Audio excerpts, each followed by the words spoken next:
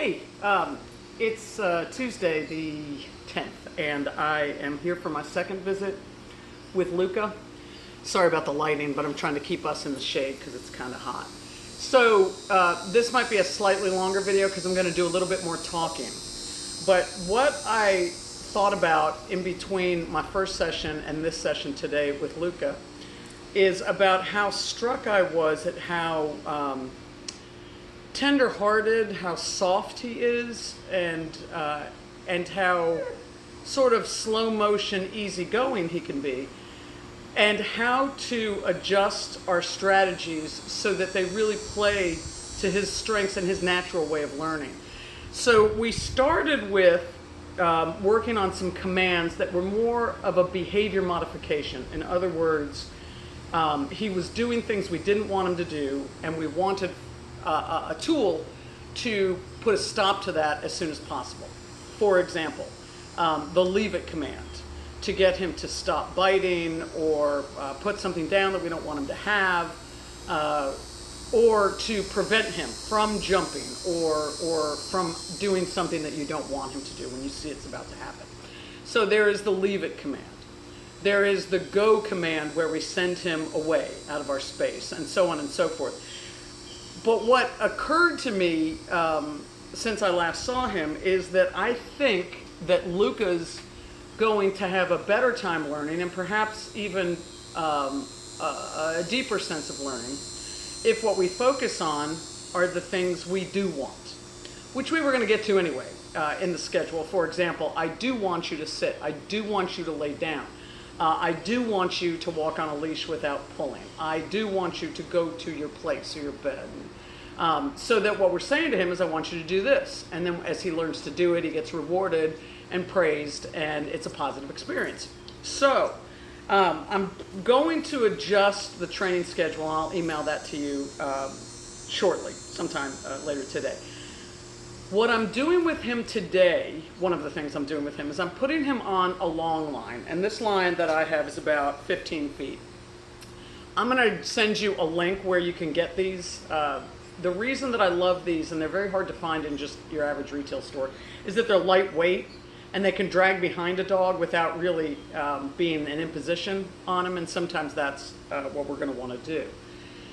Now, I'm going to use the long line. Whether or not you definitely want to get one, we'll talk about later. But the point of the long line is multifold. One is that I am going to let Luca wander around and engage his nose and forget about me. And then I'm going to give him little leash signals that encourage him to come to me when he feels pressure on the leash. So pressure is literally just a little bit of a pull, and I'll hold it. Maybe I might even, here, let me get closer. I'll hold it tight, and if he still doesn't come toward me, I might do a little pump. It is not a correction. There's no pop involved. It's just a boom, put some pressure on it, I'm pulling.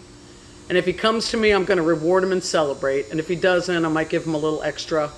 And I might even give him some encouragement. Like when I have pressure on the leash, I might pat my leg or do something that encourages him to come toward me. I am not going to use the word come yet.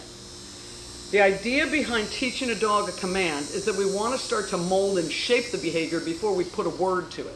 Because otherwise, I could be saying come to him 15 times. He has no context, nobody's shown him what it means, and so on and so forth. So I'm basically going to be encouraging him to come without using the word. As he starts to get the hang of it with leash pressure, then I'll apply the word. Probably this morning. I imagine that will all happen this morning. If not, no big deal. So I'm doing that. I'm going to start shaping that behavior for recall. But I'm also, with a long line, starting to develop a little more trust, because I'm allowing him to go away and then find safety and happiness when he returns to me. So he's out there doing his thing, and then he comes back to me, and it's all happy and supportive, and so I'm building some trust. Okay, let's go ahead and get started here. I'm going to try to keep him in the shade, and let me just tilt this for a second. Look at him. There he is, ready to go. Look at him. I mean, he's done all his stretching, he's warmed up, and there he is. Okay, I'm going to see if I can get him into camera by having him stand up. Okay, here we go. You're a funny dog. Now notice, I am not going to say his name. You're going to see a lot. This is going to be like a silent movie for a minute.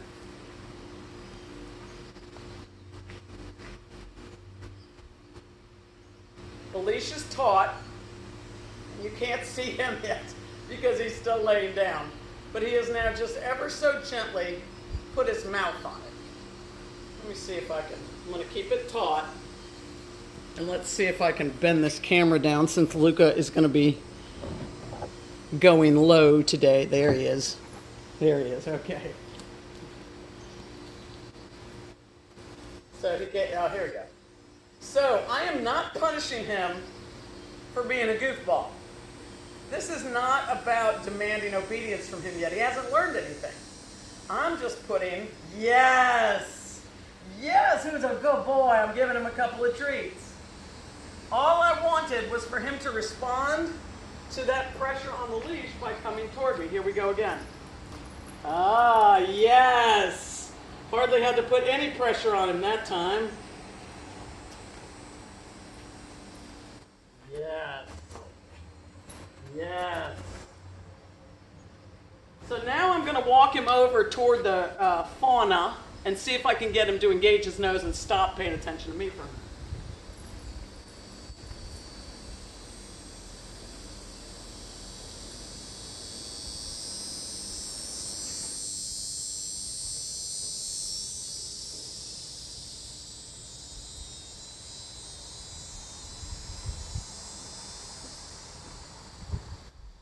So notice how I'm dropping this long line. That's one of the reasons why I like it. A little bit of pressure. Yes. Yes. So this pressure, he's getting this really quickly. This learning how to respond to leash pressure is also going to be of great benefit when we start leash training him and taking him on walks. So I'm going to shorten it a little bit. Yes. So he's just now barely getting any pressure on the leash. So now that he's gotten that so quickly, come. Yes. Yes. Come. Yes. I almost have to rush to put pressure on the leash because he's coming right to me. But what I want him to feel is just that little bit of pressure before I say the word. Oh, yes. So he's giving me a sit. I'm going to reward it because I know that's something he's been taught to do, and I do want to encourage that. I'm also giving him treats now just to engage him. So I have to get ahead of him. I'm shortening my lead. Yes, come. Yes. So I'm putting a word on it.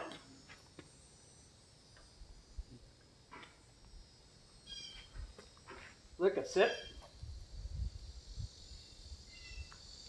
Sit. Yes. I put a little bit of leash pressure on there. He's laying back down, as you can see. A little bit of leash pressure. Luca, come. Yes. Yes. Good boy. So you can see this does not look like a lot. And when you have a dog who's as easygoing as Luca, it can look like we're barely doing anything. But I have engaged his brain so that it's starting to connect with the use of the leash. Now, people would be tempted, he knows I have treats, so people would be tempted to just start seeing what he'll do without a leash. Don't skip the leash step. You're going to need it later. So we always want to start using, yes, sit, sit, yes. So we'll talk about, or we'll text about whether or not a long line is something that you need. For me, it also expedites the relationship building, which you don't need to do because you're his family. But we will start talking about, even when he's on a regular leash, doing this. So, okay, more videos later. See ya.